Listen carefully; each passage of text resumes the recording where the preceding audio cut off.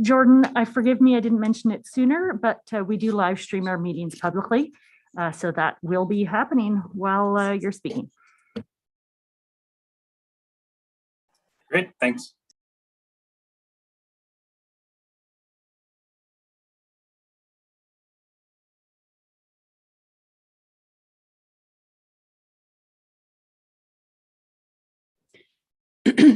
Thank you very much.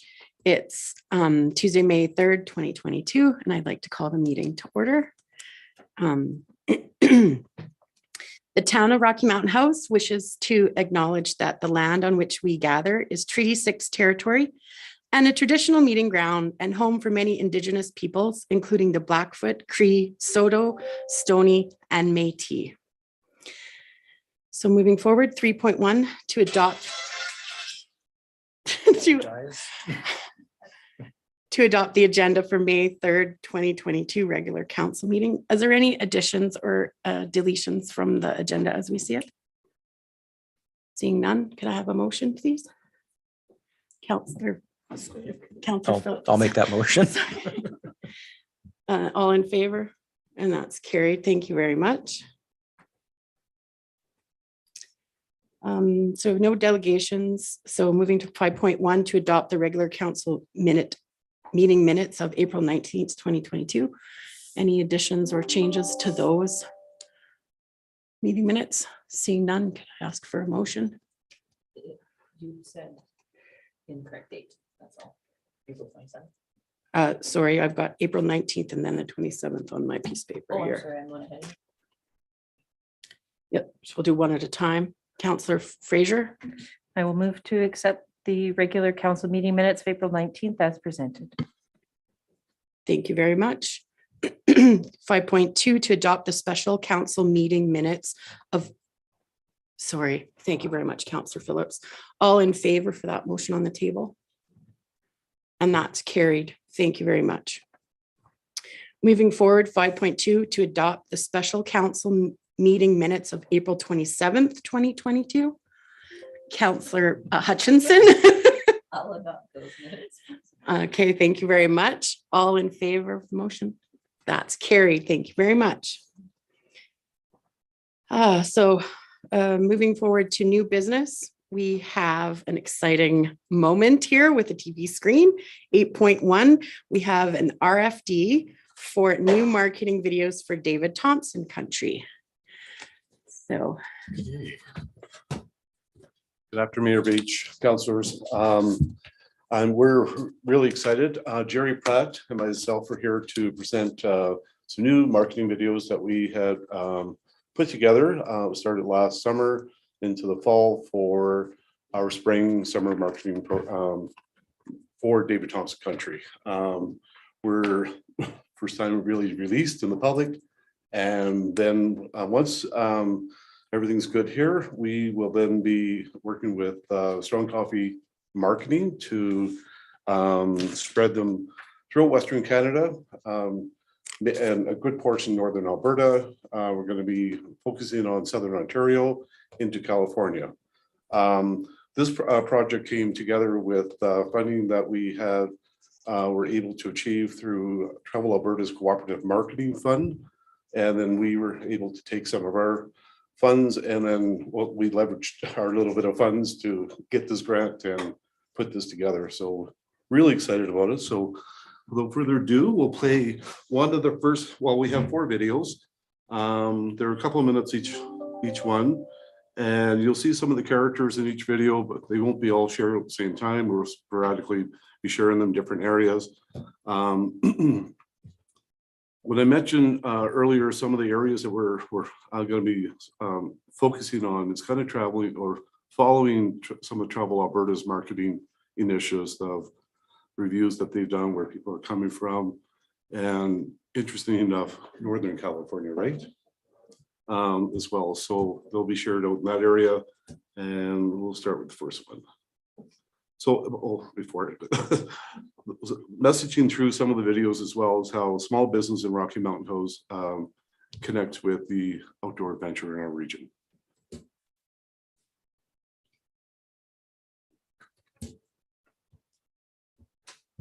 Forgive me. I'll get the volume on.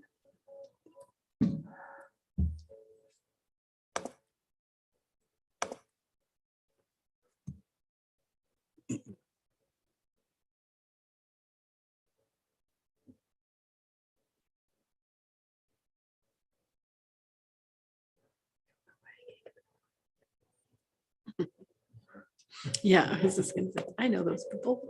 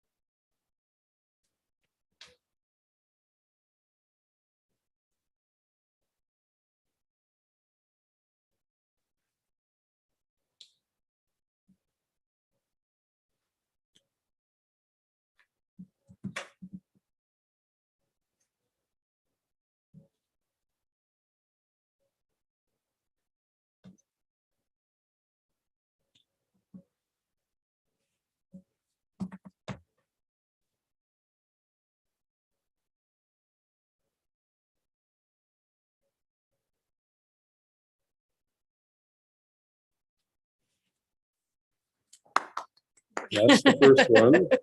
Oops, I gotta get to the next one now. Sorry. 1 sec.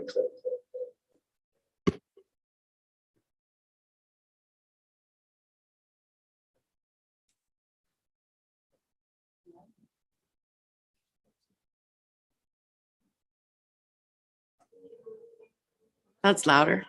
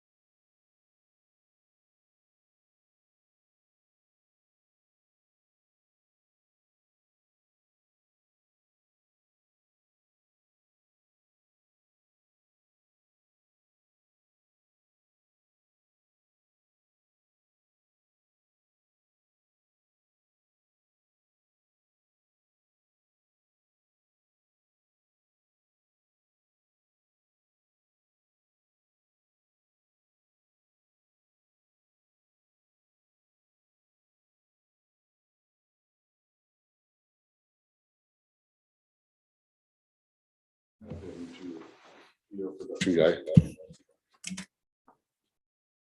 Any questions?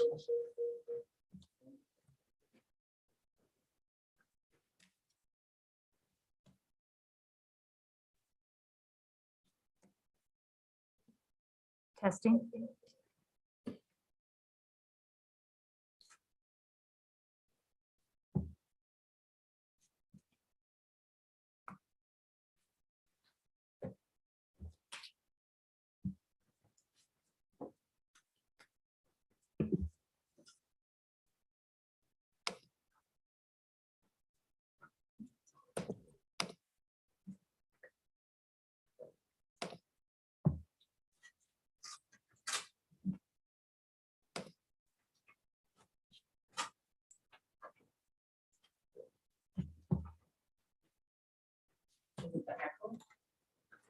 Yes.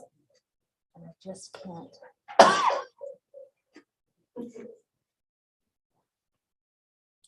Be a minute for that. Thank you for your patience, Mayor. It appears to have resolved. Thank you.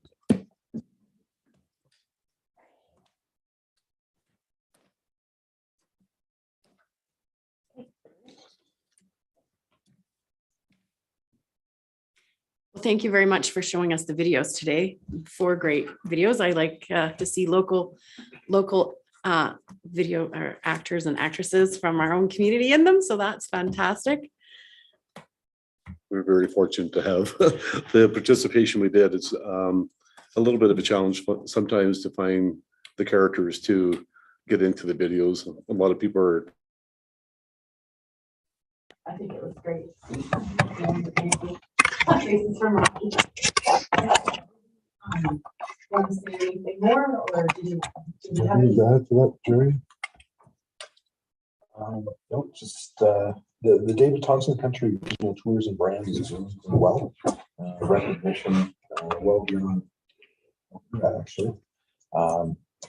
Great, and we're hoping as we continue to push forward that more and more businesses that currently don't realize they're in the tourism business will join in promoting the area generally through David Thompson Country brand. We're finding greater connection each avenue that we have tourism forums of engagement with various businesses, including the retail sector. And that's one thing we found. There's lots of the retail sector downtown, around town that don't see themselves in the tourism business. There's a lot of the visitors that are in our region that could be utilizing, could be the tire shops, it could be part shops, it could be any retail outlet, and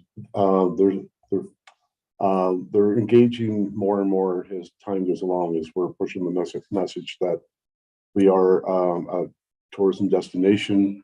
And what we're finding as well with that, with this type of marketing, we're finding more people that are coming to visit are moving here. We don't have the stats or anything on that, but we found we hear from various sorts that we came here for, could be an event, visit family or friends. It could be in various scenarios that we kind of like it here. We like it a whole lot. And from those videos, you can see how beautiful, well, we all know how beautiful our region we live in, but to share that out more, it's be more of an attraction to draw people into our region. Well, thank you very much. And we have some Councillor Phillips. I just want to say those videos are very, very good. I applaud you for the work that's been done. Hopefully that will bring tourism to our area. That's what we're due for. And also that it's great to see you, Jerry, the town and the county working collaboratively on this. It just goes to show the strength that we have working. We even chose shirts together. We should have called each other. The same memo, yeah. Councillor Hutchinson. So how does this go? The next step is it? How are we starting to launch? When? Like, they're great videos, really good. So they're out there. Oh, there is. The next step will be, we have already been in contact with Stronger Coffee Marketing. They're a marketing company that we worked with in the past through some other initiatives. They know our stuff. And we've already been in touch with them to talk about what we have for a budget and how we can branch that out. So they're just waiting for us to get good to go to start with the branch out. They're going to be able to give us some very good data at the end of this campaign to show where people are connecting, where they're connecting from, how long they're connecting onto the videos and that type of thing. Well, that's, you'll be able to track the video clicks there? Yeah, Oh, great. and where they're coming from as well. And was it how long they're going to be on? And there was another component there as well. But there's some great data that we're going to be able to receive back, which is going to be great to share out at the end of the campaign. Great, that sounds like some great metrics to have. Absolutely. Councillor Hutchinson, you said after the campaign, is there a time frame then that this is? We'll be running this campaign roughly until the end of September. Excellent, that sounds great. Any other questions or comments? Okay, so, Councillor, all did you have? No other comments or questions? It's council accepts any three reviews as presented. That sounds great. Questions or comments? So I think we'll go ahead with the motion, all in favor? And that's carried. Thank you very much for your time today, gentlemen. It is really great to see you color coordinating and working so well together in the morning. That wasn't on purpose. Thank you very much. We're here for the next one too. Oh, excellent. partnership. Okay. So the supply chain analysis, final report 8.2.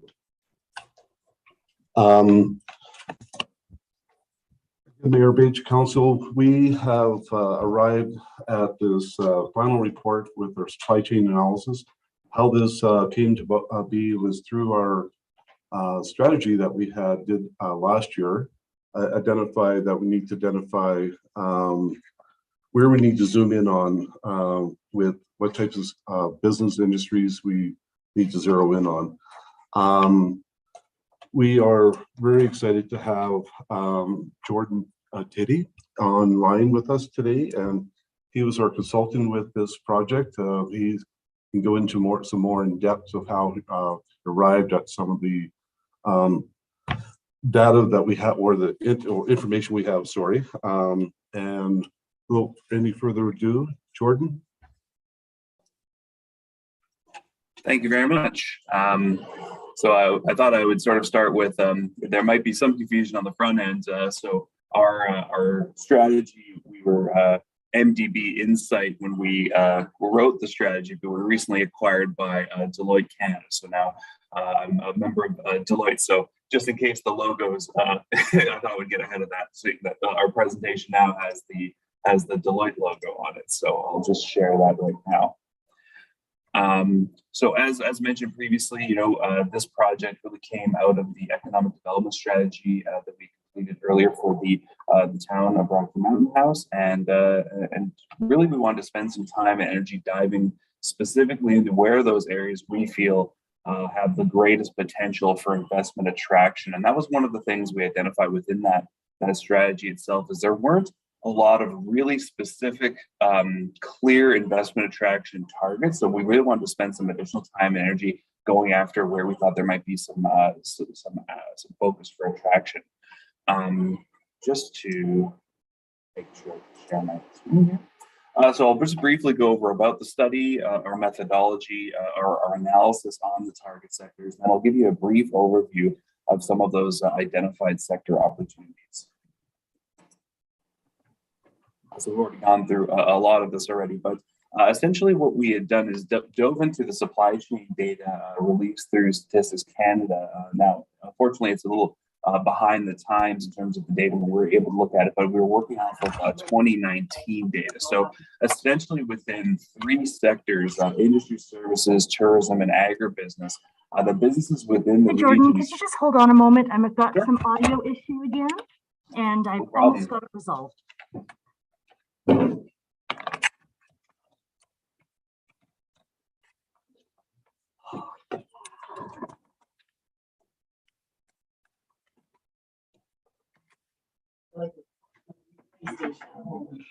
I'm just watching James run circles around me.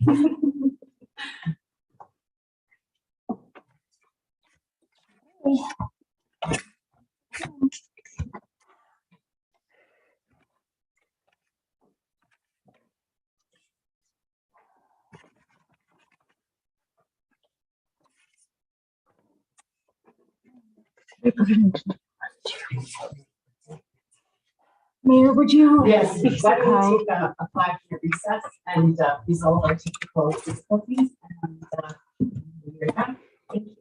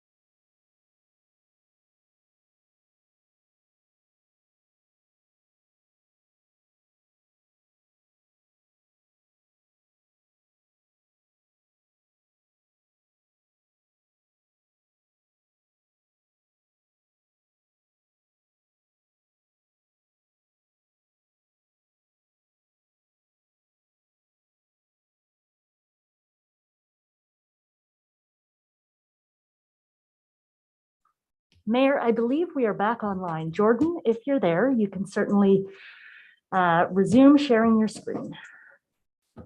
Fantastic.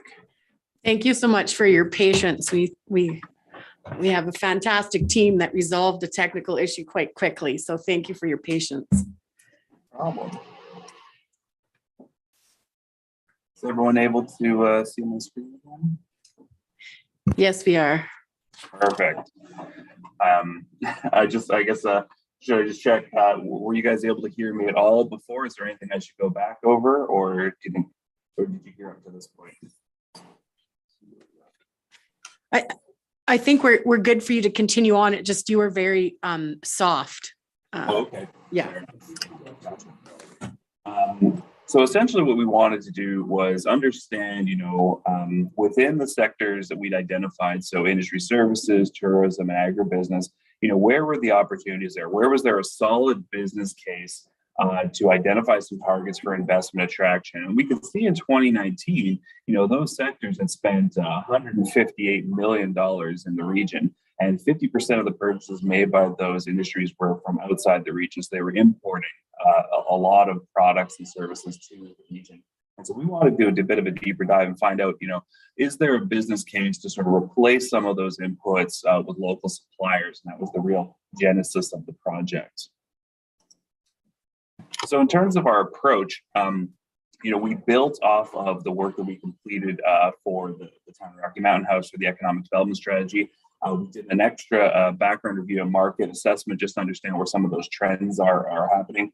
We did a deeper dive into the supply chain, and we tried to quantify the supply chain. So understanding, even though we had those higher numbers, diving down into the specific subsectors where there was some opportunity to potentially attract some business and then build out essentially build out a business case. Then we completed an interim report and completed a number of one-on-one interviews with representatives from the specific subsectors that we'd identified. Then we built out those supply chain opportunities and built out the overall report. So that was sort of how we sort of moved from stage to stage throughout this project. And just to give you an idea of sort of the breakdown at sort of a higher level of some of those three sectors that we'd identified. So within industry services, there's about $49.2 million in total purchases. And within that, as one of the subsectors, were architectural, engineering, and related services. So about $6.1 million was being spent, and 97% of it was imported into the region. Same thing with petroleum and coal product manufacturing and steel product manufacturing purchases. You see that they're very high in terms of the numbers of imported purchases. The same thing when it came to agribusiness, when it came to things like pesticides, fertilizer, and agricultural chemical manufacturing and animal food manufacturing, as well as within the tourism sector when it came to meat product manufacturing, dairy product manufacturing, beverage manufacturing. Large amounts of money being spent, and almost 100% of it was imported. Jordan, can I ask you to speak directly into your microphone? When you turn away, your audio fades. Thank you. About that, I definitely will. So I just wanted to give you an overview of some of those identified sector opportunities. So in the report itself, these are the opportunities identified through the executive summary, and they're really sort of the highlights of all the work that's been done up to this stage.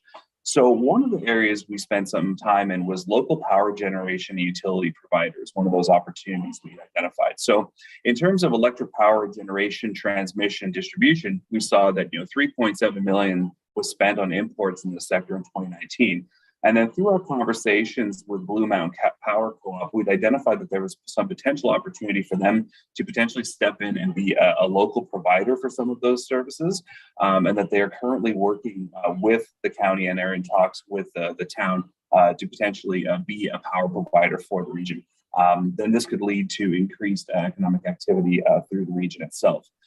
There was a similar project within Blue Mountain Power as well related to solar power generation. So we get more generation of power happening within the region, and that there's been a bit of a stalled issue with the zoning and permitting to get that program off the ground, so that there was a real opportunity there to have to reopen that project and sort of take a look at if there's some opportunities to sort of bring that project forward.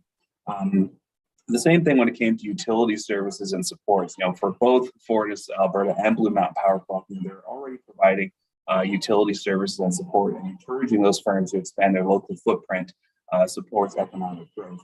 And then when it came to geothermal power, this was an interesting one because there's been a lot of research in this sector throughout Alberta, particularly, and it's indicated to this stage that Rocky Mountain House and Clearwater County could be viable locations for geothermal power generation facilities. And there's been some work done a little further north in outside of Hinton, where a number of organizations, Western Diversification, the Government of Alberta, and Alberta Innovates, they put together a significant amount of funding to research the viability of a geothermal power generation facility. And it's created the opportunity to potentially attract a similar study to the region to sort of explore that viability. From the studies that we reviewed, it seemed that the overall geography of the region around Hinton was not necessarily going to be as cost effective as it potentially could be within Clearwater County and within Rocky Mountain House. So we've identified that there's a pathway to securing that type of funding to do that sort of review, following the existing template that already exists. And we think that there could be a potential opportunity there. The next one was food and beverage manufacturing. So when we talk about food and beverage manufacturing in total, the tourism industries, they imported over $20 million in 2019, with the largest inputs purchased from the food and beverage manufacturing sectors. And increased production of local food products for regional consumption and export can support both the agribusiness and tourism sectors. And there's been some great work done in this sector already. Buy local campaigns, supporting local producers and farmers markets.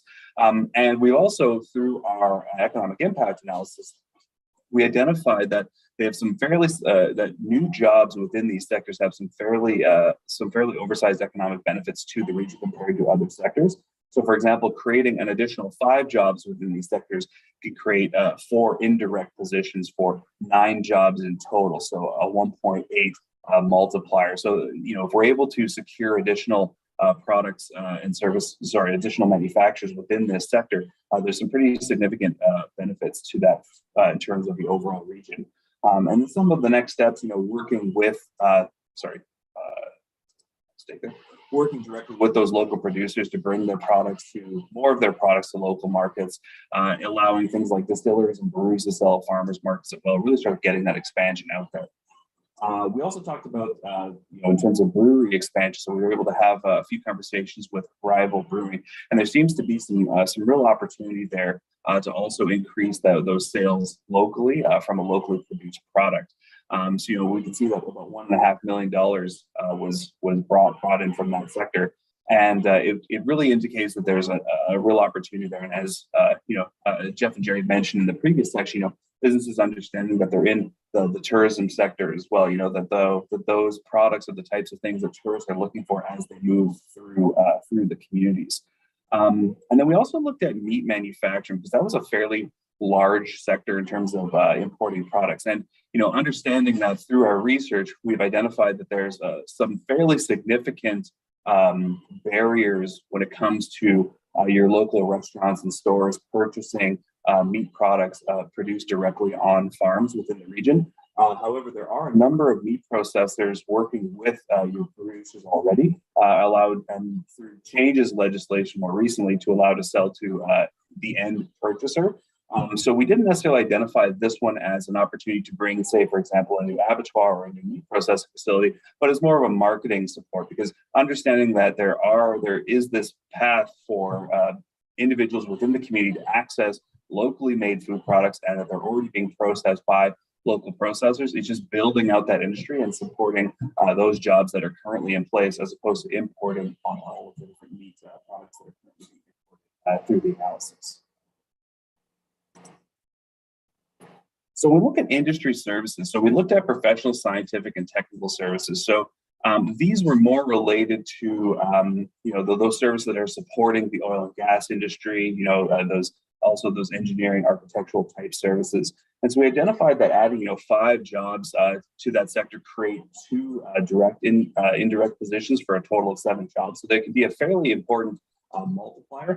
They also make a lot of sense within the region, where there tends to be, just based on the analysis that we've completed to this stage, not necessarily as much investment ready lands as we might want. And when I say investment ready lands, I mean lands that are serviced and ready to be built on by a developer.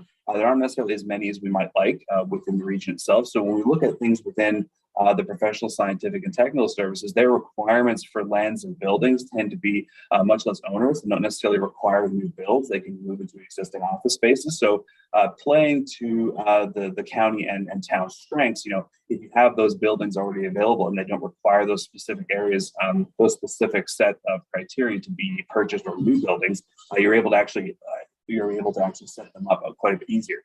So working with those companies that purchase these services locally and engaging with target lead companies identified by our sub-consultant ROI. So as part of this project, we worked with a sub-consultant for research on investment or ROI. And within these specific subsectors, they actually identified a fairly significant list. I believe it ended up being close to 50 companies on the list that fit within these subsectors that could be potential targets for the team to reach out to potentially support an expansion or new investment within the community. So then, very similar to those to that section with professional, scientific, and technical services is that architectural services.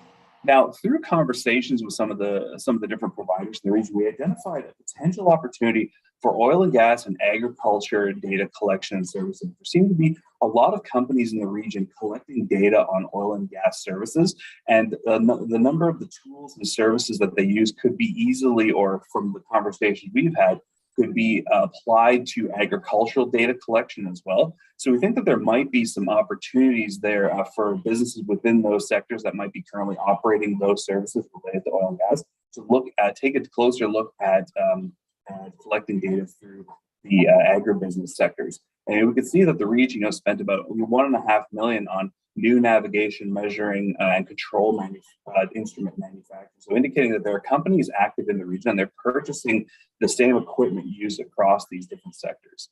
We identified a number of businesses that could be, could be solid ones to reach out to sort of explore that opportunity further. The same thing happened with agricultural construction and mining machinery manufacturing.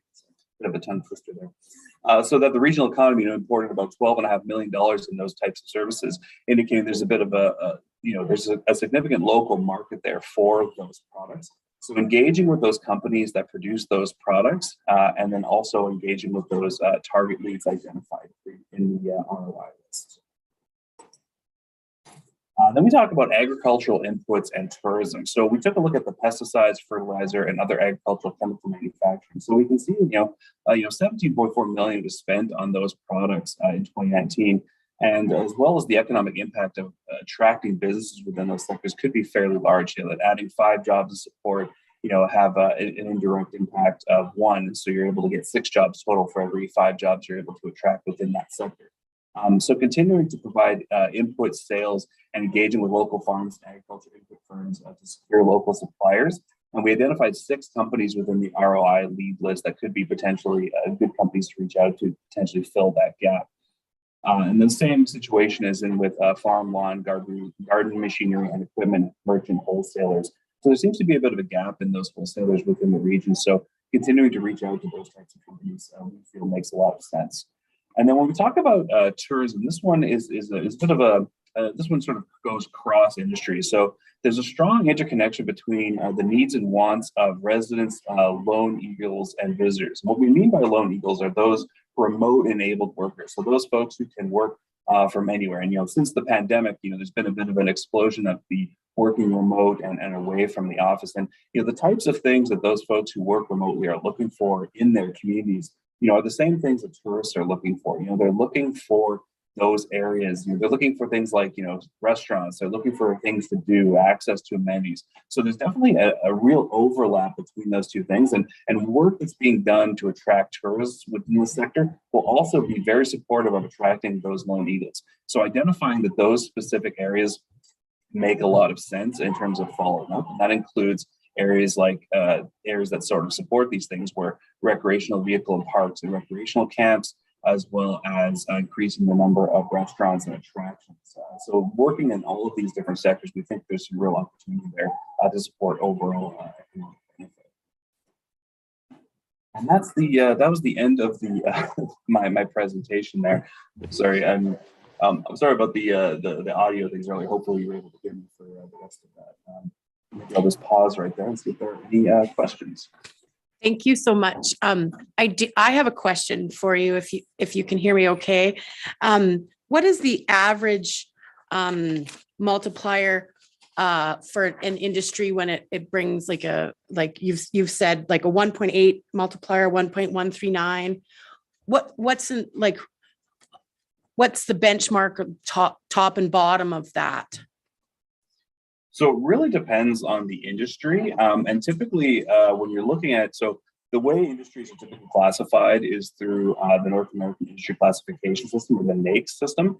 And basically at the top of the system, you've got lower numbers. So for example, 11 typically is, agriculture or mining. So those things that are focused on primary development of products. So typically industries at the top of that list have the highest possible multiplier because, they're generating something from scratch. They typically involve a lot of jobs. There's a lot of machinery and support that goes into supporting these industries. And then towards the bottom of that list, you have things like, retail or wholesale trade. Like those are ones typically have a lower overall multiplier because there typically tends to be, for example, the average retail store, only having a few folks working there and not necessarily providing the level of wages that you might expect from, say, an engineering or a mining group. So typically, it's a sliding scale depending on how close to the top you are on that list. And that's part of why we focused on the sectors that we did focus on, right? Because, we identified, things related to technical services, things related to agriculture, things related to sort of that higher end. We wouldn't necessarily, when it comes to a supply chain analysis, focus so much on that retail side of things, because retail tends to follow those higher economic multiplying industries. So to answer your question, after that long-winded explanation, there's not necessarily an average number. But there is a sliding scale depending on how close you are to sort of a primary or economic net benefit generator versus sort of those tertiary industries that sort of jump onto the bottom side there. So that's where you can sort of see the difference. So sorry for that long going back over that. Did anyone else have any other questions about the report? Looks like we're all pretty happy with your report. Fantastic. Well, thanks. Jerry Pratt does have a question. I'll just have you turn on. This is a comment. So when it comes to the multiplier, it depends on what other support businesses come out of that. I'll use the example of our agriculture sector as it exists today. We have a lot of individual producers, honestly, very small farms throughout the county. But as it pointed out in the report, the services and products that are provided to those producers are not from within the county or the town, honestly. We don't have a grain elevator. We don't have a fertilizer dealer. We don't have an abattoir. We don't have an auction mart. So those support services don't actually exist. They did, a lot of them did at one time, but as the ag sector has consolidated and technology, competition, and regulation have all impacted it, the reality is those dealers and those support services went elsewhere where honestly the farms were larger. We don't need, example, a John Deere dealer here because nobody buys these huge combines and tractors. But we do have a lot of acreages that can use Kubota tractors, the smaller things that can be very useful in those cases. And that's just the reality of our agriculture sector. The other multipliers are things that support in businesses. There's potential for our food and beverage and related to that agriculture, but not necessarily the way it is today. Like we're looking at what else it is we could attract to the area that adds to what we already have. Related to that, getting our restaurants that exist today to try to use local suppliers. We actually don't have that going on today. We have only one or two restaurants that try to use local suppliers. Everybody else goes whatever the lowest cost method is, wherever the supplier is from, rather than using local. And so those are parts of what comes up in the study and in both of our economic development strategies that we want to figure out how to work with. Because it's not just us. This is working with a lot of private individual business owners and producers in the town and the county to make it work. Thank you so much. Did we have any other questions or comments? Well, thank you very much for your time. I really appreciate you going over the report with us. Thanks a lot. Have a good rest of your day. Yes, you too. Thank you. Bye.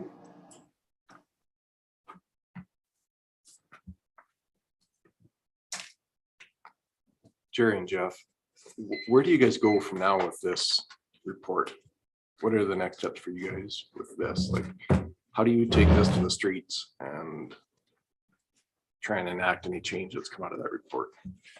Part of it is zooming in on those different industries, and we have a list of major companies and reaching out to them and seeing what their short and long term plans are with their business goals, and just building those relationships, letting them know that we're open for business and how can we engage. And related to this, through CAPE, I have a target sector report that actually identifies what the resources are that each sector are looking for. So what kind of land are they looking for? What kind of skills, experience in labor force they're looking for? Is there a certain load capacity for electricity and so on? And so once we've got the list of the contacts that Deloitte has provided to us to reach out to as well, but we also need to sit down and take a look. Do we have the land realistically to make calls to these people to talk about? Because these are not land developers. These are people that just are businesses that would want to just come and build as is, not go through a zoning process, not go through a servicing process to get it to be shovel ready. And that's just one example. We have to take a look at, do we have the labor force with the skills and experience that's needed to attract that business, or can we develop people and work with companies and our local education systems to develop the skills and experience that are needed to develop that. That's actually one of the biggest things identified. It comes up in here a bit too, is that companies right now, and have been actually for a number of years, they're in a battle for skills, labor with talent. And they go where the talent exists rather than trying to attract the talent to them now. So that's something we have to figure out how to work with our schools and whatever other education might be available in the area. And so will you have like a final spreadsheet that says, we're targeting these? And then will you also have a list of development requirements? Like if a developer came and did XYZ, then we could attract this because we already have that. Would it all go that way, or is it just like one portion of that whole big picture? I have the existing target sector requirements that that these sectors would be looking for. We have that through CAPE, a study that we did about 2 years ago. And that's before we go calling all these people, that's something we actually can sit down now and say, do we have 3 out of 5 of these things to be able to make a call? It's unlikely we're going to have 5 out of 5 or even 4 out of 5, but if we have at least a majority of these items that most of these sectors are looking for, whether it's room or particular type of power or the people, then we can call them. But if we don't have anything before we call, it's just cold calling and not really providing. We have to provide them some solutions, and for a reason why they have to come here rather than just call and say, are you interested? And that's what you're working on together, the town and the county, through both EDOs. Yep. Yeah. Excellent. And that was one of the primary reasons that when we did our strategy last year at the town, and this was identified, was another review analysis that needs to be seriously looked at.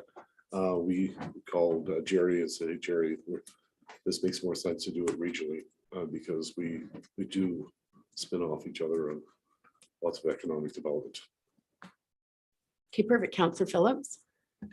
I know I was part of a group that was at the county probably about 3 years ago, and they were talking about the lack of zoned shovel-ready land in both the town and county. Is that, in your assessment, still a concern?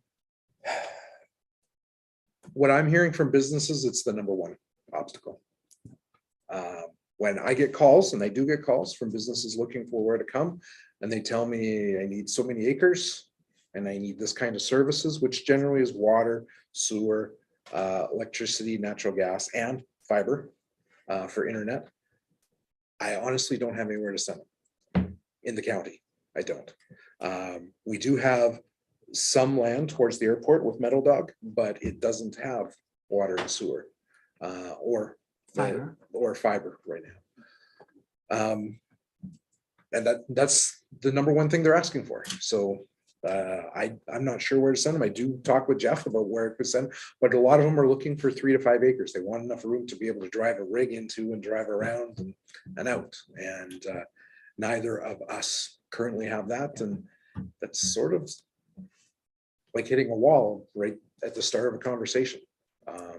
They are attracted to the area. They like the distance between all the cities that we are, but that's a major limitation. Thank you for confirming that, something that I already knew. Thank you. Okay, so did you have any final comments for us? Thank you for your time. Okay, perfect. Well, thank I you know it's very lots much. of information, lots to take in, but if there's anything after this, by all means, we're here. Okay, perfect. So thank you very much for your time today. So we're looking for a motion to move forward. So Councillor Hutchinson. Council to accept the supply chain analysis report for information. Thank you very much. So all in favor of that motion? And that's carried. Have a great afternoon. Thank you. So moving forward on our agenda, 8.3, we have an RFD for hate symbol bylaw brought to us by a delegation a few weeks ago. And do we need a moment to, okay. So Mr. Kraus. Thank you, Mayor.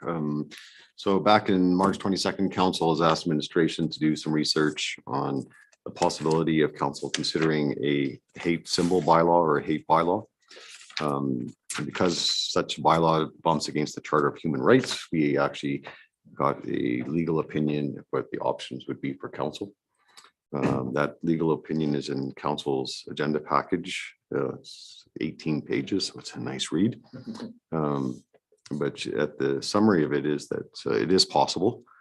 She has provided examples in her report or legal advice in 2 options that are on page 17 of the report.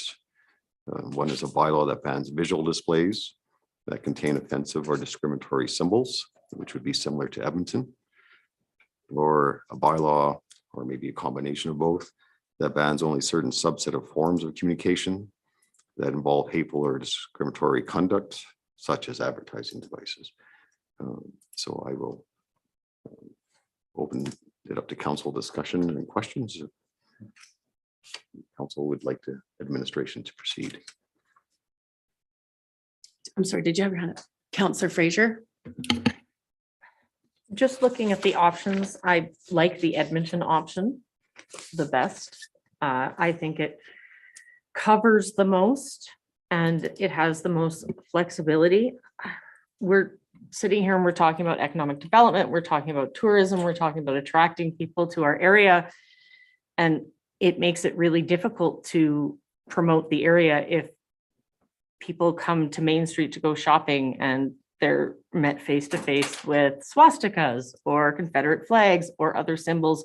And I understand that within the community, it may not stress everyone out, but if we're looking at promoting Rocky Mountain House as open and inclusive and progressive and forward thinking. And we want people who work from home coming from the city, and we want people from Europe to come here and take part in the historical tourism and the indigenous tourism and all of that. I don't see how we can not follow through on banning hate symbols, because we aren't an inclusive community if we have those things on our main street. We're just not. Thank you very much. Would someone else like to comment? Counselor Phillips? I mean, this was a long read for sure. I don't disagree with Councillor Fraser about hate symbols and things. I would like to know more how the bill in the House of Commons is going along. If that, I don't know if we have an update on how that bill is proceeding or not proceeding. It's just bylaws like this have to be enforced, and that's, you know, when we start talking about charter rights, and that's my only concern, is how do we navigate down a slippery slope. Thank you very much, Councillor Phillips. So I have some interesting information. I'm on the policing committee, and then I took part in the hate seminar, the other day, and they had a really great guest speaker, and I'm just wondering if perhaps we could do some education in our community. You know, I feel like for example, and I'll just use my own personal experience, but my son didn't really understand swastikas in what our parents would say understand, or grandparents would understand, until we went to Anne Frank House. And so I feel that there should be maybe a certain aspect of education that we provide for the citizens of our community, that maybe explain about the symbols and why the symbols, rather than not that we wouldn't ever create a bylaw, but maybe if we spent our money on educating general people about those symbols in some sort of a format, there wouldn't be a need for this, something that we can't necessarily enforce and approach the issue from that sort of a direction. After I took the seminar, and I couldn't find it today to send to everyone, but I will email them again, because they sent me the whole presentation. He had lots of really good information. You know, certain areas have different issues. I really just think that it's a misunderstanding of like what exactly that represents, because and so I wonder if we could do something like that. Councillor Boniface? I would say what both of you said does make sense. I would like to see us, instead of waiting for the federal government to come up with things, which we know always takes time, I'd like to see us as a community go to the forefront of this.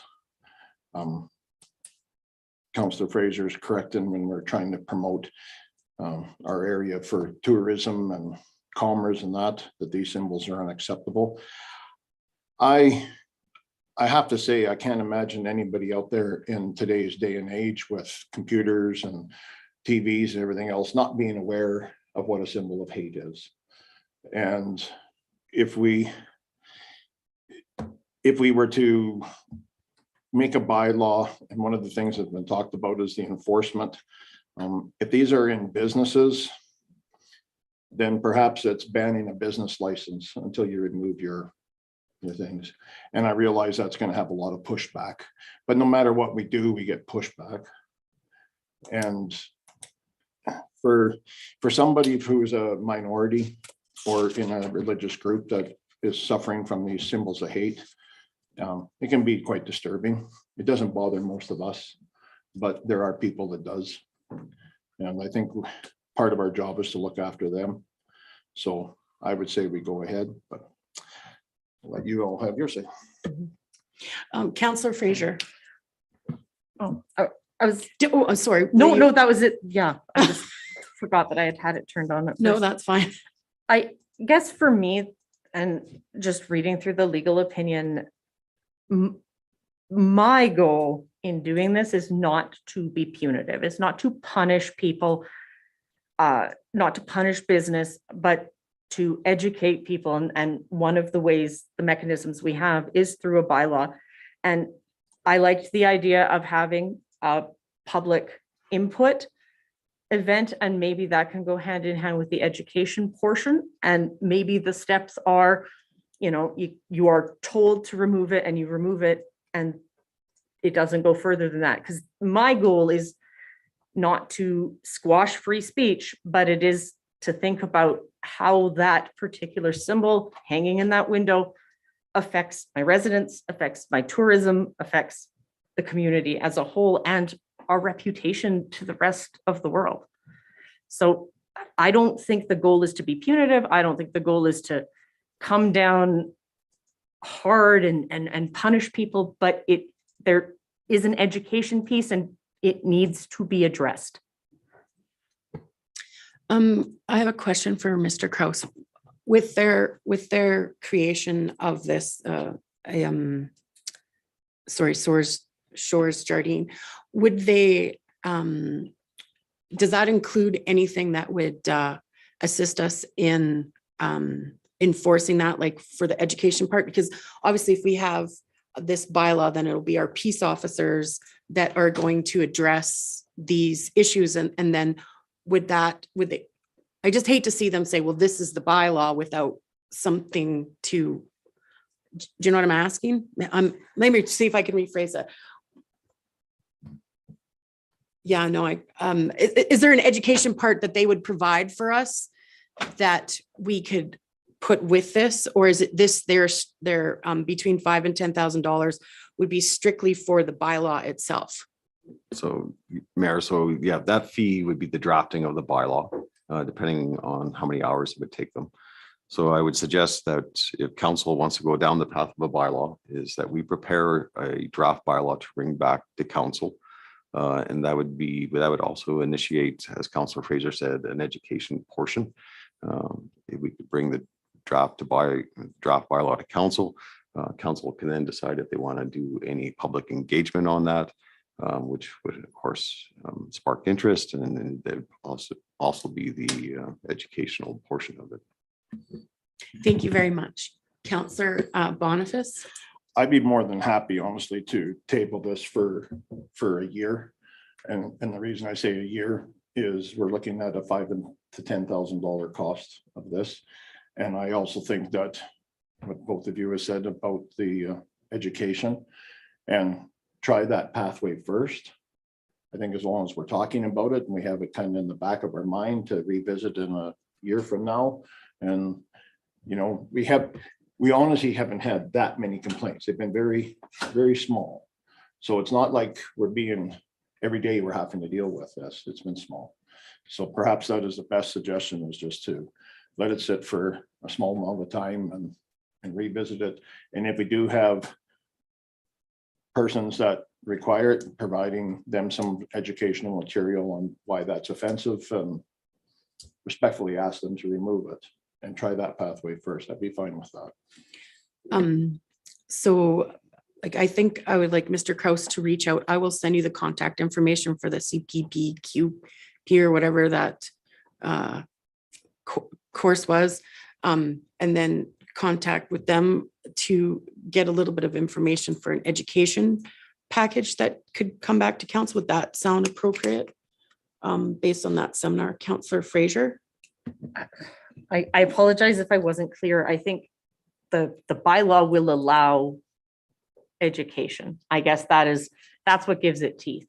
I don't think we should go in hot and heavy and start closing down businesses. That's not my goal here. My goal here is to codify something so it is clear what the symbols are, and to engage with the community on what it should look like for our town. And I think that process will be educational. I think that process might change the mind of some people who on the surface would disagree with the ban if it came just from here in a single day. But I do think we should get the ball moving on the public education portion and the bylaw portion. And even if it comes out as the bylaw, they ask you to remove it if that's the step, if we don't look at punitive fines off the get-go. But I do think it needs to be codified. And I do think we need to start this journey because it's going to take a while, I think. Counselor Phillips? Yes. I would like to see more discussion on this. I would like to know how the federal bill is coming along as part of the discussion. Do we need to have an like a whole new bylaw created? Can we incorporate this into one of our existing bylaws? I'm not sure if that's an option or not, to have it incorporated into an existing bylaw instead of creating a whole new bylaw. Education is yes, going to be a component of whatever, anything we do, keeping in mind that as a municipality, we can only do so much. The schools, that's where a lot of the education needs to come, because that's where a lot of the learning happens. But I would like to see if we can possibly incorporate this into an existing bylaw as opposed to creating a whole new bylaw. Mr. Kraus, with your speaking with Shores Jardine, is that possible? Where they recommend? So Mayor, I mean, we can incorporate it into an existing bylaw. I don't think that's a cost savings portion of it, because I mean, it's very distinct. Like for in our community standards bylaw, where we talk about grass or graffiti or whatever, I mean, that's probably the bylaw I would go into, but so we would need like a pretty big amendment to put something like this in there.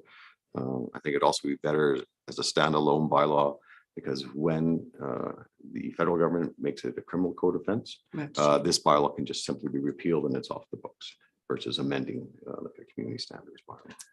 Would it be possible to reach out to our MP, Gerald Soroka, and ask him whereabouts this is in Parliament to see what he might have a timeline better than what we do?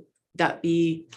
No, we can definitely contact the federal government to find out the status of it. I mean, it'd actually be on the website, the status of the bylaw, so, or the legislation.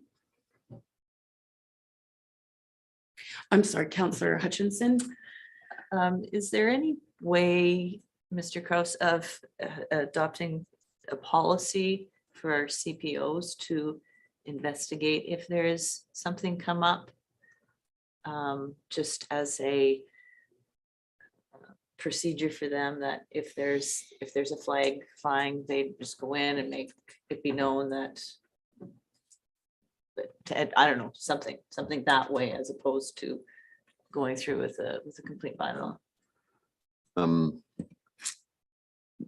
That's an avenue we haven't explored yet. I mean, we can explore it. I mean, you can have it as a policy under the standing that a policy is not enforceable, like through a fine or an order or anything like that. It would be just more of a public relations communication type of approach. Right, and then adding on, it could be used as that next step for the education process, as opposed to having fines or anything that Councillor Fraser had put forward. So it's a thought. So would that again have to go through our legal counsel to create that policy? Or would it be just something we created and asked our members So, to? Mayor, I would probably draft that internally and then send it to legal counsel for review, which would, I mean, that's probably less than $1,000 for her to review a policy. I'm just wondering if Councillor Fraser, do you feel comfortable with that as a starting point to set a policy where our CPOs could start addressing it? And then we could track maybe how many issues that they have. As a starting point, I think a policy is a good jumping off point. I think the public engagement part is also important. If if the policy isn't sufficient, I want us to be able to continue on the journey, I guess. So, Okay, so what I'm hearing is that perhaps a starting point to make everyone happy for today would be to ask administration to come up with a policy for, a smaller value, and then get some feedback from legal counsel and work with it that way. And then if that is not successful in eliminating some of the issues we have in our community, we would have some feedback then to move forward and say, well, we've had this many instances, like we would have some metrics to explain the expenditure. I mean, does that sound, does everyone feel comfortable with something like that? Counselor Phillips? I would feel more comfortable with something like that. See how that works. And in the meantime, we're still tracking the federal government's bill to see how that's progressing. Because once that bill would come into effect, it would trump anything we have. So I think maybe that's a good first starting point.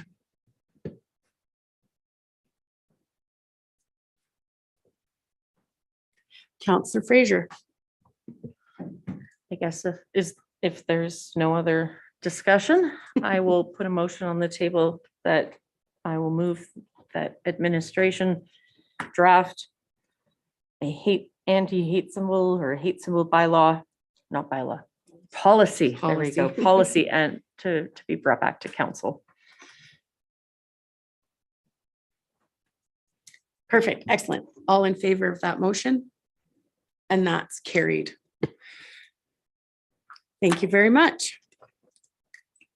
So moving forward, we have an RFD 8.4 for fleet purchases. And we'll hear from Mr. Fraser.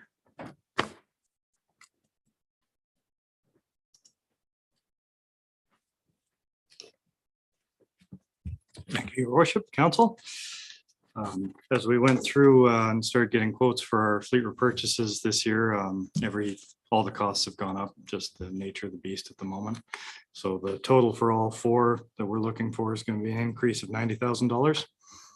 We did also cost out, if council wanted to reduce the impact to this year's budget, we could live without the pickup. If one of our pickups suffers a catastrophic failure, it's not the end of the world. We have a lot of them. The other three are mission critical gear that we need. The only downside to deferring the pickup, of course, is you can defer maintenance and replacement, but not eliminate them. So that would be an additional pickup that we'd be looking to replace next year. Do we have other items listed for replacement on our capital budget? Like the fire truck had that big spreadsheet for things. I don't want to push everything off and then really have a big pill to swallow. Yes, and that would be the downside to deferring the pickup, is it would just be a bigger line item for next year. Yeah, just so council's aware, so for 2023 budget, the major purchase would be the hydrovac truck, correct? Which is a $750,000 unit. What do we have in the books for the year following that? I would need to look. I apologize, Council. Thank you very much for answering that. Councillor Phillips? So I tend to agree that pushing things down the road isn't the answer for this. The supply chains for everything, doesn't matter if we're talking vehicles or cement or wood, everything is going up right now. And unfortunately, that's just a sad reality of the inflationary impact that's going on right now. The budget was made based on numbers that we thought were accurate at the time. Unfortunately, those numbers have changed. And to me, increasing the fleet purchases by 90,000 is a reasonable ask. I don't think we should take something out and push it down the road so that we have more of a budgetary impact next year. Can you just, if there's no other question, can you just clarify me, if we take off the $35,000 half-ton truck, what would our total budget increase be? Like I see if. Then it would be a $75,000 increase instead of 90.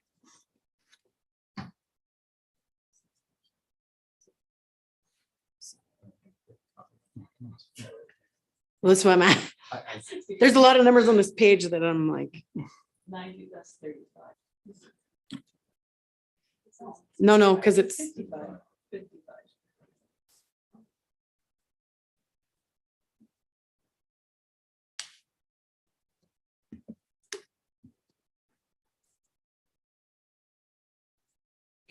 no, if we defer the replacement of the 35, yeah, it'd be 50 off the 90, right? I believe it would be the 35 off the 90 unless I 35. made a mistake in my math here. Should be 55.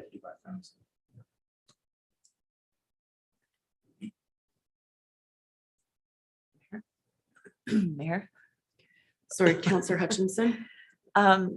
It's not particularly about this, but I did notice, or I heard on the news recently that the Edmonton International Airport are in the process of changing their service vehicles to electric vehicles. Have we had any, I'm not quite sure what this particular truck would do, but any discussion at all about the possibility of electric vehicles, like say that's clearing the walking path, or anything along that line on a go forward basis, not to start today, but any I- thoughts? I don't know that that's something we've investigated thoroughly. I don't know what the electric vehicle market is like for full size at the moment. They were just starting on full size trucks and vans the last time we looked around it a little bit. We also don't have the charging infrastructure at the moment. Counselor Phillips. At the last RCA conference, this was a little mini topic, talking about electric vehicles, like electric garbage trucks and electric, the bigger machinery. It exists. It's very costly at this point. Just the nature of there's so few of them being produced that the cost is quite extensive, and the operational issues in our climate are something that has to be determined yet. How electric vehicles of that stature in our climate, how that would function. So that's just a little bit of information on that. Further to this truck, would it be possible to put this off in your expert opinion for 2 years? Because next year we have that big Hydro Act bill. Would it be feasible? Like, is it something that it's a mileage issue, or just like a standard process of standard business practice? More just standard business practice. It's at that point we look to replace it. And I mean, you can defer it multiple years, but you just push back when the big year comes. Right. I kind of foresee, I'd sure like to see things settle down a little bit before we make decisions. Like, we're not even out of COVID, and in a lot of the supply chain where we're getting our stuff from is on like another lockdown again. So that I'm told. So I'm just wondering if to defer it. That's all. I'm just questioning that. Counselor Phillips and then Counselor Fraser. My concern with deferring for 2 years is the maintenance issues on that vehicle are going to have to be part of our operational budget over the next 2 years, which could add up to thousands of dollars that if we don't replace it now, you may save some money today, but you're going to pay it in the next 2 years in maintenance issues for a vehicle. I would be concerned about that. Counselor Fraser. I was also going to mention that we see costs increase and we very rarely see costs decrease. I think it's a ugly pill to swallow now, but I think statistically it's just going to get more expensive. I know that I was told about even buying used vehicles, they were increasing them by $5,000 or $6,000 a piece. So I'd be worried you push it off for 2 years with the backup of the supply issues. I think they're going to become even more expensive. But yeah, I know that the reason that secondhand vehicles are expensive is the supply and demand. So there's no supply in new ones. So people are looking to secondhand ones for alternatives, and it's just a supply and demand issue. And your point is taken that we don't want to spend more on maintenance than we would on replacement value for sure. That's a good point taken. Any other comments or questions? Just, I mean, not only just the maintenance issues, but this $35,000 replacement vehicle today, maybe 50,000 in 2 years. That's an unknown. And I think, in my opinion, we should just do it now. It was budgeted. We cannot control the supply chain issues.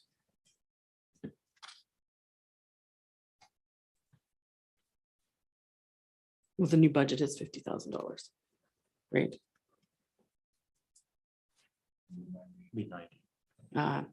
Just for the truck, it's $50,000 now instead of $35,000. The 90 is the total extra cost for all 3 vehicles. Yeah, so it's $15,000 more.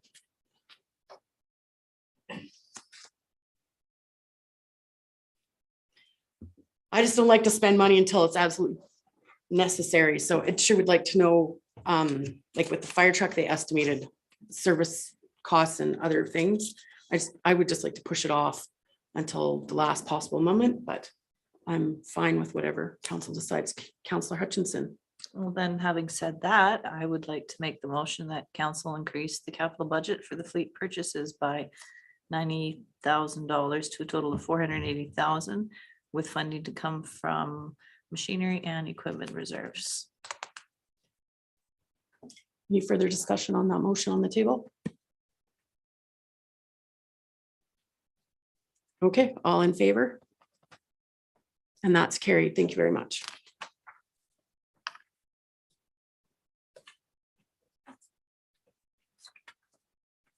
So moving forward, RFD on parks relocation. Thank you again, your worship. So much in the same vein, unfortunately, the price of playground equipment has gone up along with everything else. In this particular case, though, the good news is William Jessup Park actually doesn't require replacement. It's a relatively new playground. It's in good shape and we can continue to run it. So what I'm hoping council will do will reallocate most of the budget that would have gone to John Platham Park and put it towards the replacement at William Jessup. Overall, there will be a $10,000 savings from this move. My question again is, do we have to replace the William Jessup? Like, can we delay that one for a period of time to get a little bit more life out of that playground? Does it have a particular code that we have to follow for replacement of that? Yes, council, as I understand, it's the wood's starting to get rotten and beat up in places, and there can be safety concerns with the playgrounds. So your worship, as far as legislation, so playgrounds have to conform to the CSA standards for playground structures. And so we actually inspect them and we have to go through, we actually have to have playground inspectors that are certified in that. Wood structures have not been part of that CSA standard for probably close to 20 years. So it is absolute time to replace this playground. Thank you very much. Councillor Hutchinson. I just wanted to say the last 2 days spending time at wood structure playgrounds with my grandkids. And if the older kids, they're fine, but when you've got a 3-year-old climbing and we had a few slivers that At this park? I get there was this one and then the one over in the trail down to the river. I forget what that one's called. That's a lot of wood down that one too. But yeah, so I agree on reallocating. Councillor Fraser. Well, and this one is a savings to do the reallocation. I think because we looked at the park that was on the rotation, that one doesn't need to be updated. The other one does need to be updated, and we saved $10,000. I think that's a win on all the fronts. Excellent. Would anyone like to make a motion, or is there further discussion? Councillor Fraser. There isn't any more discussion. I will move that council approve reallocating the capital project funds for John Plantham Park, William Jessup Park from 65,000 and 30,000 to 0 and 85,000 respectively. All in favor of that motion? And that's carried. Thank you very much. Thank you, council.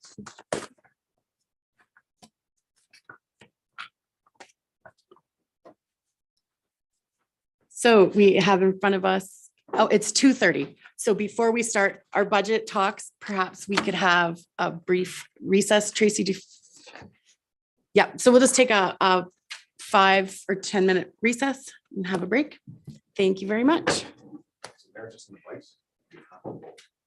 I did vote.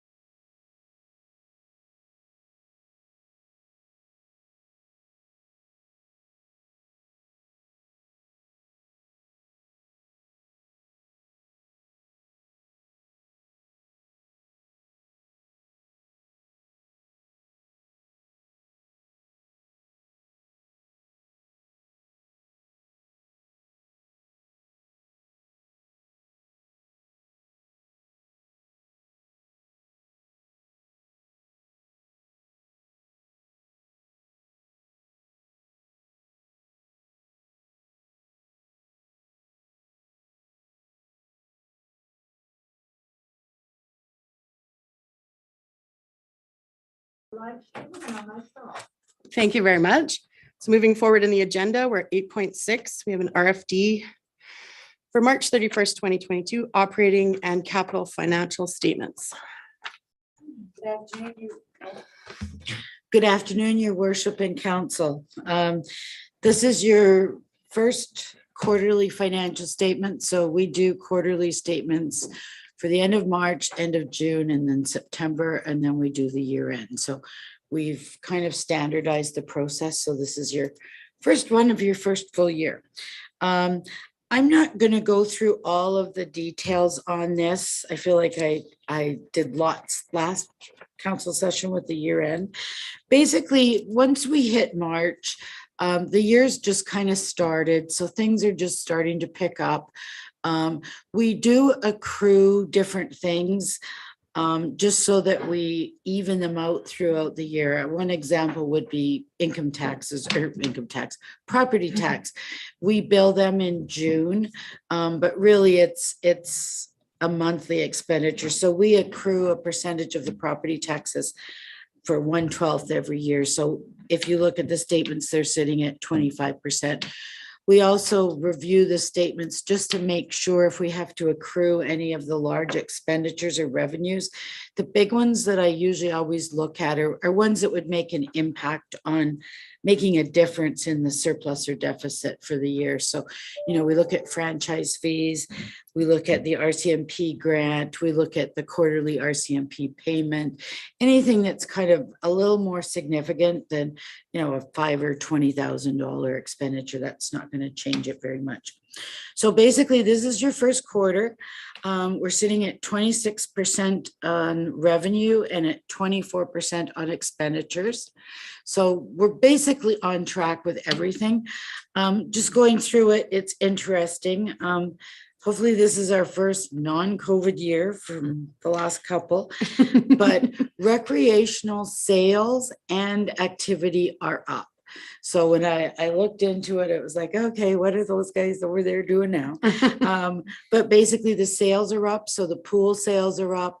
The ice rink rental is up now. The ice is January to March, so that's winter. The fitness center is up. So when I'm looking at this, I'm thinking there's a demand for recreation now that we're up and running. It's showing up in both our revenues and our expenditures. So to me, that's a good thing. We have a very small surplus for this time of year. It's sitting at about 133,000, which is quite small. We'll want to keep an eye on that because that doesn't leave you much wiggle room if things are gonna, if something goes over budget. What that says to me is that we have over the last 4 years budgeted very, very tightly and things are, pretty tight. So we will keep an eye on it and make sure that that doesn't stray, but we're still in the black. So I think everything's looking really good. I'll just talk about capital. Or is there any questions on operating? No? Okay. The capital statements, I like to give you 2 statements with this. So I like to consolidate the statements just so that you can kind of see an overview of what we're doing capital wise. One thing we do once we're done the year end, so you don't see this in the budget. When we did the 2022 budget, we budgeted our 21 million in capital. Any projects that are not complete, we carry them forward, but we don't have that number till we're done the year end. So I always update it and we add it in here. So this year there's $1.891 million in projects being carried forward. And I also break them down into the divisions. So you can kind of see, obviously utilities is where we're spending our money this year because we're building the solid waste treatment plant. We have spent almost no money. We've had a 23 million, we've spent 77,000. So the first few months of the year, all the directors and managers are basically getting their projects, the RFPs ready to go out and just doing the awards and doing their pricing. And then we start to see activity once the construction season comes and people get things bought. And I also list, you'll get a copy of this every quarter, and we send this out to the managers monthly. So you will get a list of all the projects so you can see where the expenditures are. There's no comments because, and then I do also add onto the very last is a list of the projects that are being carried forward so that you can see what projects weren't complete. So that's your March quarterly statements. Is there any questions? Well, after Mr. Fraser was up and the parks were up, I'm just wondering if you foresee a lot of inflation with our budget, you know, because we did our budget back Yeah. in, like, you've done all your hard work back in like almost Yeah, 6 we've months ago been now. involved. Do you foresee a lot of issues moving forward with inflation for the budget that we have going on? I haven't really thought about individual projects. I mean, I could see that we may run into that with some things. But typically if we do, it would be brought back to council. So the options would be either scaling projects back, postponing, or coming in back and asking for more fees. I guess where we'll see it is when we do the 2023 budget, if, especially say in operations, if they're starting to see really big construction increases, we would want to factor that into our 10-year plan and then either reduce the number of projects we're looking at or look at what our funding sources look like. So I haven't really done any analysis on that. But Maybe this is a question for Mr. Kraus. Do we pre-purchase all of our, like, I know we have a few like sewer lines and pipe. Do we have that already all repurchased for the projects that we have coming up? Or we do that as the projects happen? Because I've heard there's lots of issues with that. So that is part of the tender process where the contractor supplies the sewer and water mains. Oh, okay. So we don't know. It was just a question. Just a question because there's lots of, you know, chatter about. And this year, we're not doing any major water and sewer projects, and the next one's slated for next year. So a lot of our major projects this year in operations is overlays or slurry seal. And those we can just reduce quantity if they go over budget. So we can bring it back. So that's one option for us. Thank you very much. Any other questions? I don't see any. Thank you very much. Oh, okay, sorry, Marley, or Councillor Caprero. Just if there's no further discussion, I'll make a motion. Are you finished? Oh, yeah. Okay, just checking. Started flipping pages. I'm sorry. That's okay. That council accept the March 31st, 2022 operating capital statement and variance report for information. Thank you very much for the motion. All in favor?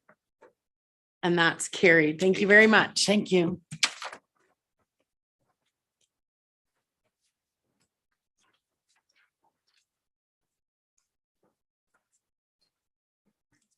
So moving forward on our agenda, we're at 9.1 Alberta Japan Twin Municipalities Association Conference and Annual General Meeting Invitation. So rechecking our calendars, that's when we're at FCM. And is everyone going to FCM? Just three of us. And that's Councillor Hutchinson, Councillor Phillips, and myself. Thank you very much. Did you want me to proceed? So I've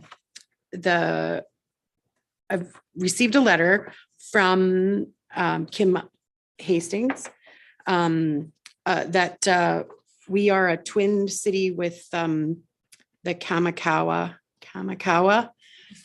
Friendship Society. I practiced it, but it's still a tricky one.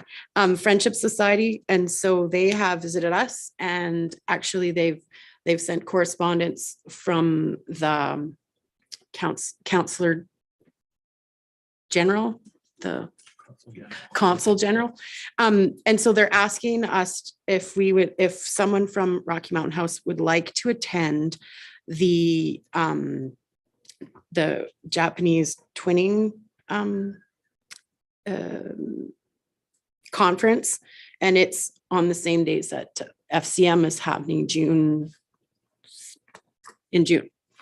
So Kim's not asking for anything monetary at this time. But I just thought I would bring it forward to just know that Connie was in contact with me, and I recommended to her that they write a formal letter to council so that we all are aware of the society and the kind of the like what's happening and can be involved. So in her follow-up information there, you can see that she says that Dr. Carrots and Mary, is that how I say that? Carrots and Mary, yeah, is the chapter president for that association. And so just bringing it forward so that we can have discussions. I think it's a very honorable relationship that we have with them. It does, they have a whole, like from Kim's letter, they have a whole center for us. And so is there anyone that's available that would be interested in attending that as like some of us are away? No, I just wanted to discuss that. I'm sure that we could, send our regards and get an update because, obviously we have commitments to the municipality first, but just wanted to make sure everybody was aware of the information and that the society still is, even though it's been, COVID's kind of put things on the back burner for lots of things. So, and Councillor Phillips. I know, but the Twin Municipalities Association and Kamikawa and Rocky have a long, rich history together. If none of us can make it in person, I might suggest that maybe a letter on behalf of the mayor is written and can be someone, maybe Mr. Carriatsamari would be able to read that letter for us at the conference. So Mayor, if council cannot make it, administration could send a representative from staff to represent council and brings greetings from the town. Okay. Does everyone feel, I'm sorry, Councillor Alt? That's what I was going to suggest. If one of us can't, that somebody from the town can. And also moving forward, she's talking about being on the committee. I do feel that somebody from the council should be on that committee moving forward as well. So we should have that discussion as well.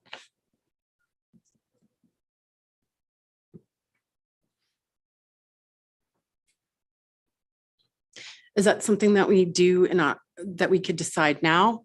I don't know. I can't recall if it's, I have to look to see if they say when their next committee meeting is. I don't think I have that information. Is there someone, should we elect someone? How do you feel? Does someone have a connection to that? Councillor Phillips, were you ever on that committee before? I've never been on the committee before. I have attended functions at the Consul General's personal residence in Calgary on occasion, which is quite interesting to be part of that culture and part of the actual ceremony. So, I wouldn't mind being on that committee. But I don't know if that's something we decide today or do in October when we have our organizational structure meeting. I'm not sure how that works. Mayor, it's the option of council. You can appoint someone to a committee right now, or you can wait till the organizational meeting. So It's up to council. I was gonna say, I would be willing to attend and it not cost anything. It's just part of my normal duties until October when we can formalize how we would like to move forward with, because that would be no cost to the community. I'm already attending events on that. If that would be satisfactory, and then we can decide in October how we want to go. I'm sure there's not gonna be a lot going on after this event. Okay, so I will attend whatever meetings until October when we formalize who's on the committee and how that's gonna look as just part of my PR work for the town of Rocky Mountain House. Does that sound fair? Do we have to make a motion for that? Mayor, I think, yeah, so there's two motions, actually. I think council's considering now, one that council instruct administration to send a representative to the conference. And then the second is that the mayor attend the Kamakawi Society as a guest until the organizational meeting. Would anyone like to make the motion? Any one of the two motions? Counselor Boniface? I will make the motion that we ask administration to send a representative for the Rocky Kimakawa Friendship Society Conference. Perfect. All in favor? And that's carried. Counselor Phillips? I'll make a motion that we have Mayor Beach attend as a representative interim until we can bring it to the October organizational meeting for the Kamakawa Society. Thank you very much. All in favor? And that's carried. So moving forward to 9.2, the Black Falls Days Parade invitation. So the Black Falls is having a parade on June 18th. Thank you. There's already another community event happening in Rocky Mountain House where we are going to be attending. Has that been announced yet? Laura, do you know? It's yeah, it's the Not as far as I know. okay. So do we how do we normally handle invitations to parades and stuff like that? Do we go as a group? Counselor Phillips? It all depends on availability of council for that particular day. If someone can make it, then they represent the town. If nobody can make it, then we just send our regrets that no one can attend. Okay.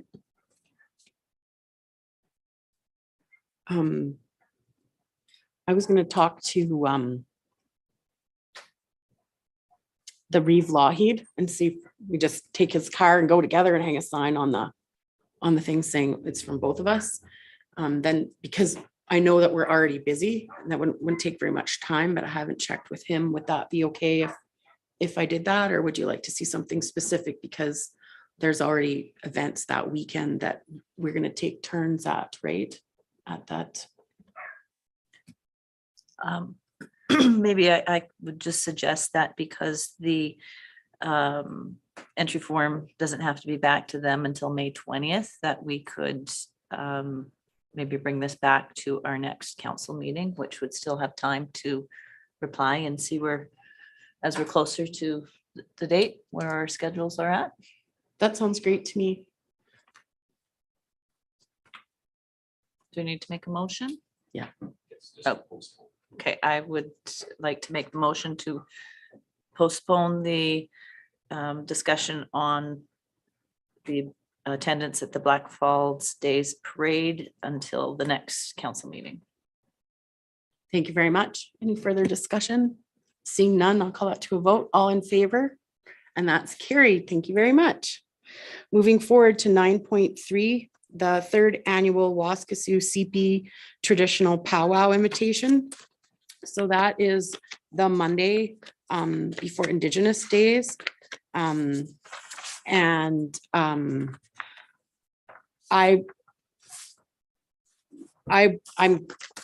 was invited to go as for the grand entry at 12 and 6. And was there anybody else who would like to attend that? It's the grand entry is at 12 and like you can see how you enter in. And so when you enter in, you'll be entered in with dignitaries and other people. It's a Monday, the 20th of June.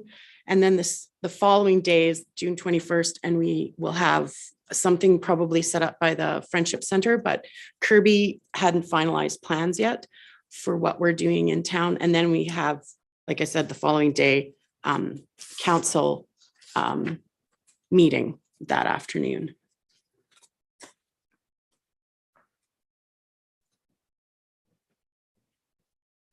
You're working.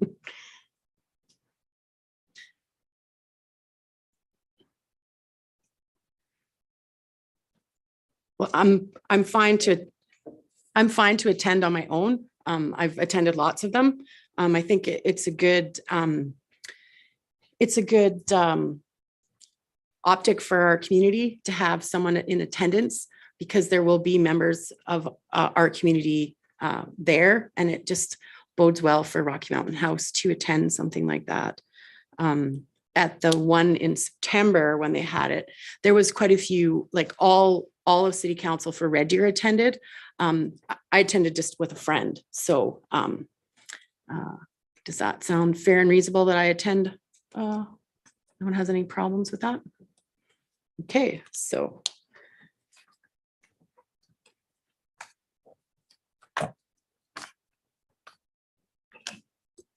I'll make a motion that the mayor attend the Waskasiu powwow invitation. Thank you very much. All in favor? And that's carried. So moving forward, 9.4, we have the Taniskurkey Mofford recognition request. And I see that we have Wes Arment moving to the microphone. Good afternoon, Council. Yes, since this letter was originally addressed to myself and it started with a conversation with Mr. Holstead about the idea of doing a memorial for Taniskurkey.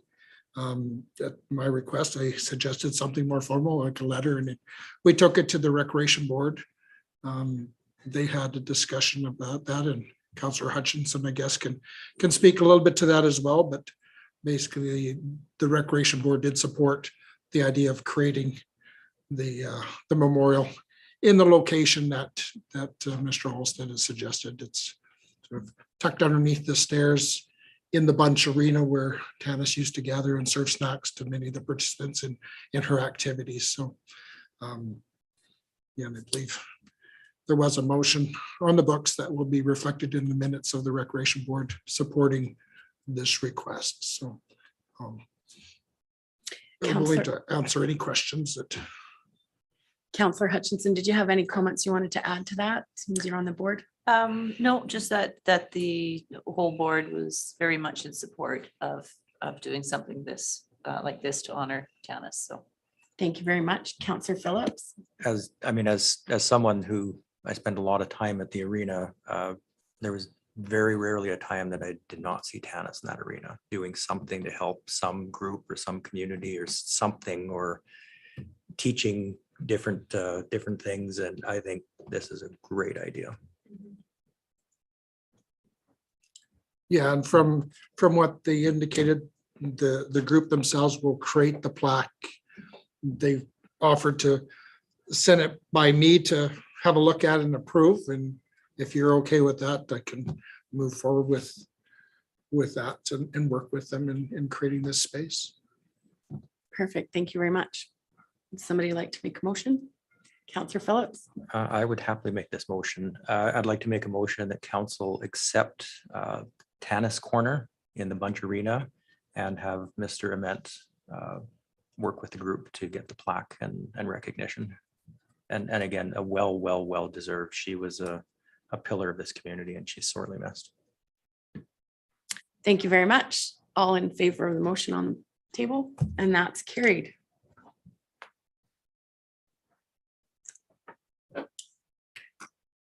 So moving forward, we have correspondence for information. Is there anything anybody would like to? Oh, no, I'm sorry. We have 9.5, Compassionate Care Hospice Society, the small community grant request. So they've readjusted their Oh, something totally different. Worship, they've applied under our small grant for $500 to sponsor their barbecue for the fundraising for the Hospice Society. And it fits within the parameters of council's policy. And there's still money available in that grant. Yes. Yes, yep. Perfect. Any discussion on that item?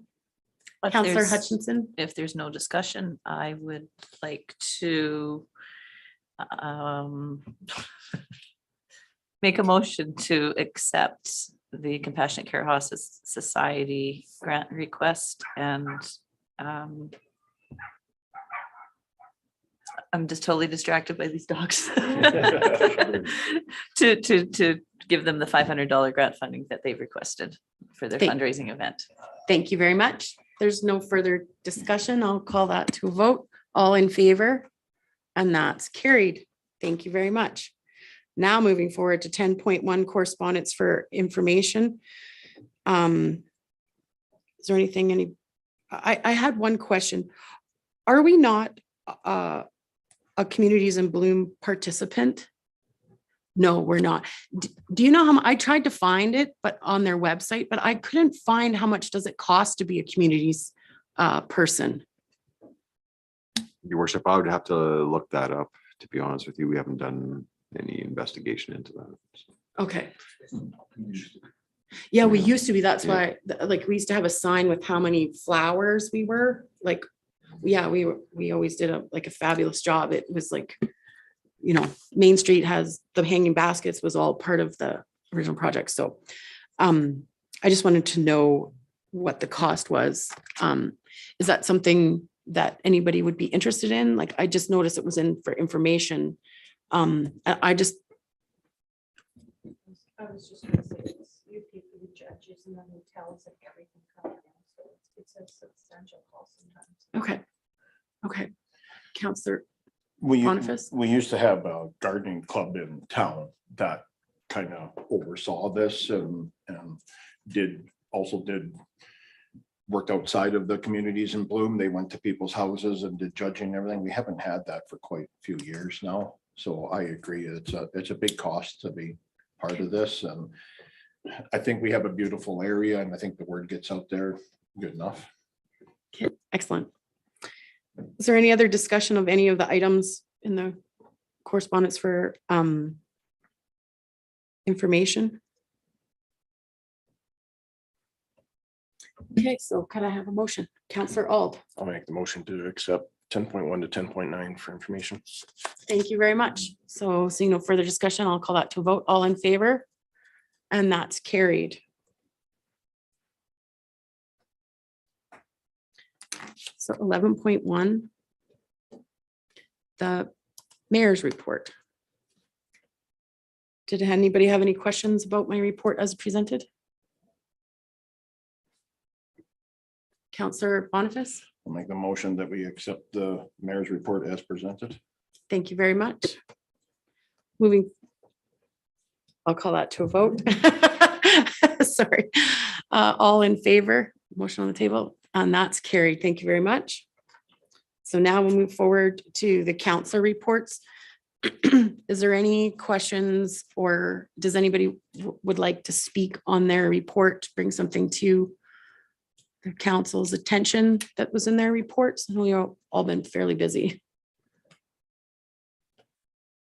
Seeing no questions or comments, I would like to make the motion to accept.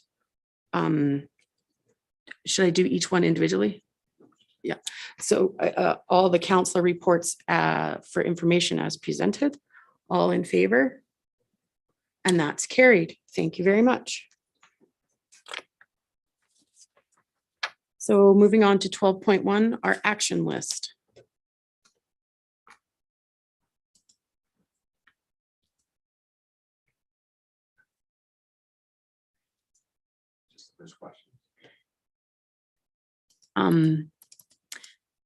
I had a question. We were going to do a newspaper ad or feature article about garbage, discussing the share shed and things like that. I know that Laura's been doing such a fantastic job. She was on the radio last week explaining the new recycling program and things like that. Are we still planning on, I'm still getting people asking about the share shed and some other items, like there was that letter last week, and then I had like another one this morning.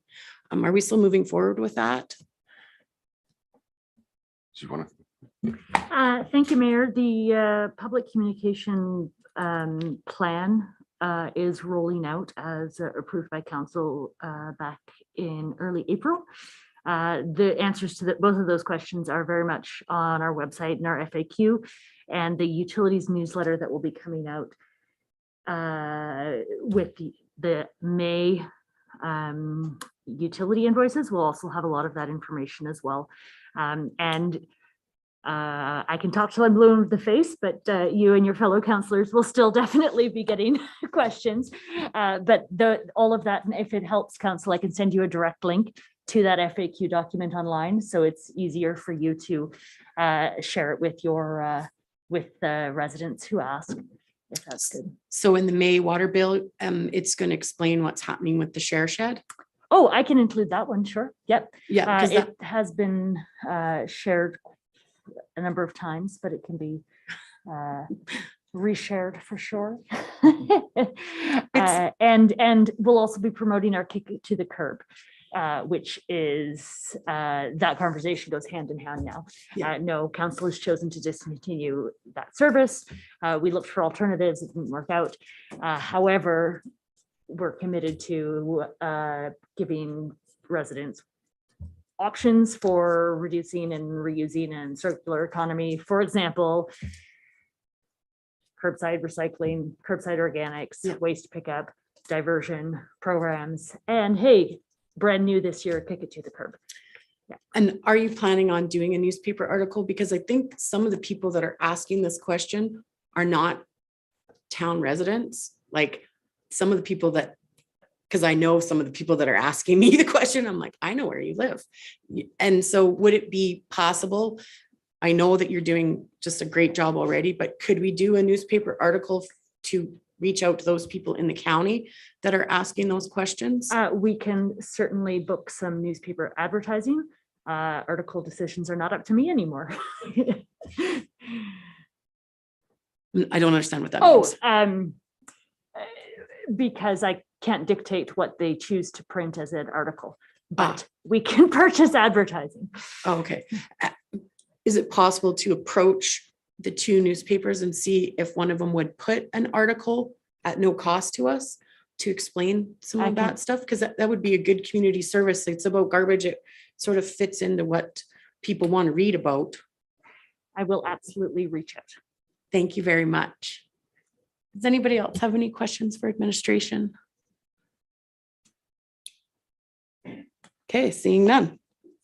Thank you very much, Laura and Mr. Kraus. So we need a motion, please. I'll make a motion to accept the May 3rd action list as presented. Thank you very much. All in favor? And that's carried. Do we have any administrative inquiries?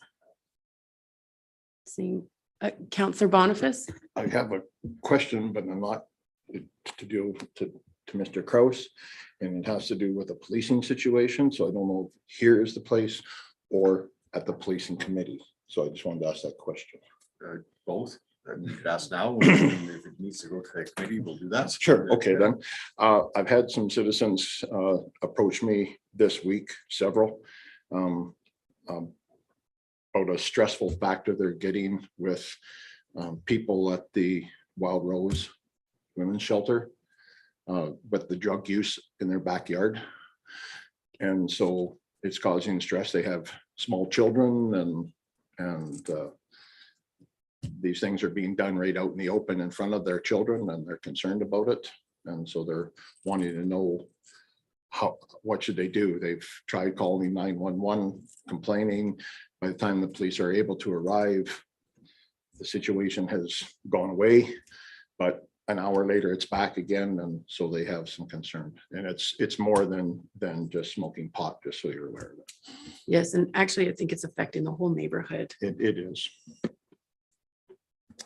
So your mayor, administration will have a conversation with the staff sergeant, or Staff Sergeant Dinsdale, and we'll address the concern, and we can bring back his response to council. So Would thank you, very would you much. also let them know that it's on the doorsteps of people's homes that paraphernalia is being left behind? No, I work with one of the guys that lives down there, and he's mentioned it before, but it's just, I just know that it's happening. Thank you very much. Is there any other administrative inquiries? Any notices of motion? No. So before we move into closed session, do we want to take a recess, or do we want to just go? We'll just take a brief recess for a few minutes so that we have opportunity to leave the room, and we'll come back in and after that. Long pause.